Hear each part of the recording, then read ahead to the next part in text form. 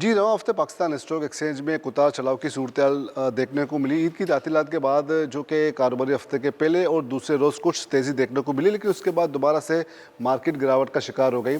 खित्ते में जारी कशीदगी की वजह से न सिर्फ पाकिस्तानी मईशत और पाकिस्तान स्टॉक एक्सचेंज बल्कि दुनिया भर की मईशत में बिल्कुल गैर यकीनी सी सूरत हाल है। उससे बात करते हैं, हमारे साथ मौजूद है जिब्रान सरफराज। जिब्रान, ये बताएगा कि आज आखिरी दिन हमने देखा कि मार्केट का आगाज़ तो कुछ मुस्बित रहा, लेकिन इसके बाद गिरावट देखी गई। तो इस सूरत हाल को आप किस तरह देखते हैं? देखिए, आज जो है महीने का लास्ट डे है और हर दफ़ा रोल ओवर होता है तो थोड़ा सा प्रेशर होता है बाज़ार में, लेकिन फिर वो एडजस्ट हो जाता है। तो इसकी वजह से मार्केट में थोड़ा सा करेक्शन आई थी और आप ऑब्जॉर्व भी कर ली और आप देख रहे हैं आप पॉजिटिव हो गई बाज़ार।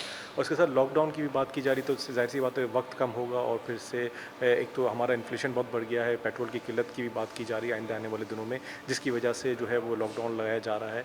और आपने देखा कि जो कशीदगी जो ईरान और इसराइल की तरफ से, दोनों की तरफ से है, उसका भी एक नेगेटिव इम्पैक्ट मार्केट में है। लेकिन जैसे ही निगोशिएट होता है तो सबसे ज़्यादा इम्पैक्ट जो है ऑयल पे पड़ेगा और ऑयल जैसे ही रिकवर होगा तो हमारी मार्केट भी पॉजिटिव हो जाएगी, बल्कि जितनी आलमी मार्केट जो माइनस हुई थी वो भी रिकवर हो जाएगी। अच्छा जबरान, ये बताएगा, एक तो एनर्जी क्राइसिस की बातें चल रही हैं, हालांकि कुछ जो फ्यूल लेकर पेट्रोल लेकर जहाज़ को शिप यहाँ पर पहुँचे जिन्हें आने की इजाज़त थी, और इसी तरह कोई एनर्जी क्राइसिस जिस तरह दुनिया भर में है, पाकिस्तान में शायद उसके मुकाबले में कम हो, लेकिन इसके बावजूद भी यहाँ पर लॉकडाउन की बात चल रही है, मुख्तसर स्मार्ट लॉकडाउन, और इसके अलावा एनर्जी क्राइसिस से निपटने के लिए कुछ इकदाम भी किए जा रहे हैं। तो इस वक्त क्या ज़रूरत है इन तमाम इकदाम की? जी बिल्कुल, अभी से केयर करें क्योंकि हमारे पड़ोसी मुल्क में आप देखें तो भारत की बात करें तो वहाँ भी बहुत ज़्यादा क्राइसिस आ चुका है। तो ये ना हो कि अगर हम अभी से मेंटेन नहीं करेंगे तो ये क्राइसिस यहाँ भी हो सकता है। तो इसकी वजह से लॉकडाउन करना ज़रूरी था ताकि जो कि पेट्रोल का कम से कम इस्तेमाल हो और जो है हमारे पास जो स्टॉक है उसको हम सही टाइम तक यूटिलाइज़ कर सकें। अच्छा जबरान, ये बताइए कि हमने बहुत से जो सेक्टर्स है उसमें कुछ तेज़ी देखने को मिली, लेकिन इसके बाद वो तेज़ी बरकरार नहीं रह सकी। तो इस तरह कितने सेक्टर्स इस वक्त बहुत मुतासर हैं?